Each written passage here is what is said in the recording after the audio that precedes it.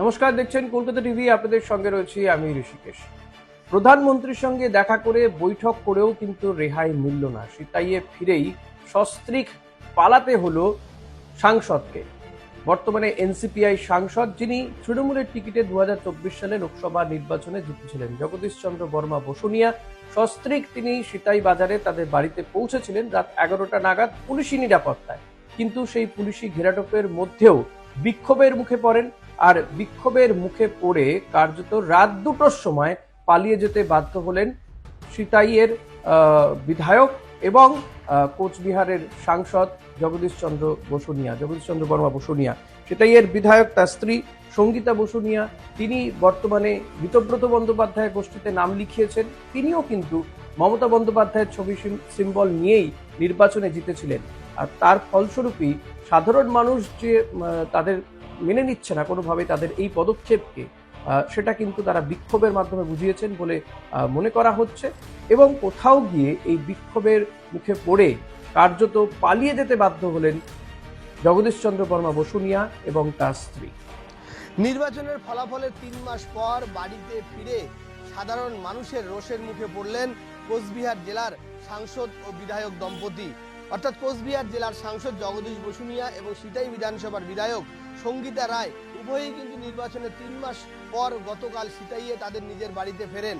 এদিকে সাংসদ এবং বিধায়ক তার নিজের বাড়িতে ফিরবেন এমন খবর চাউর হতেই সকাল থেকেই সিতাইয়ের প্রবেশদ্বারে অর্থাৎ সাগরদিঘি ব্রিজে সাধারণ মানুষ কিন্তু ডিম নিয়ে জমায়েত হয়েছিল। অথচ সকাল পেরিয়ে বিকেল পেরিয়ে রাত গড়াতেই রাত আনুমানিক 10টা নাগাদ কড়া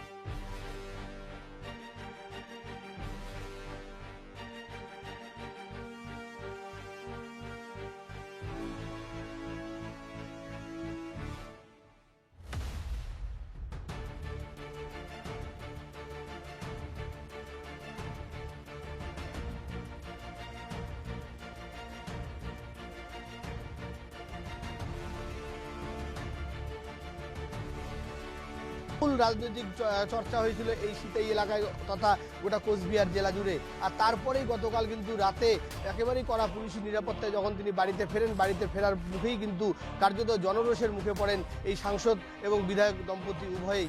আর তারপরে এই মুহূর্তে যেটা আমরা জানতে পারছি, তারা কিন্তু কোচবিহারের যে আবাসন রয়েছে তাদের, সেই আবাসনে রয়েছেন কড়া পুলিশি নিরাপত্তায়। এখন দেখার সেই আবাসন থেকে তারা পুনরায় কলকাতায় ফিরে যান নাকি আবারও সিতাইয়ে ফিরে আসেন, এখন সেটাই দেখার। কোচবিহার থেকে কলকাতা টিভি ডিজিটালের জন্য রবির হোসেনের রিপোর্ট।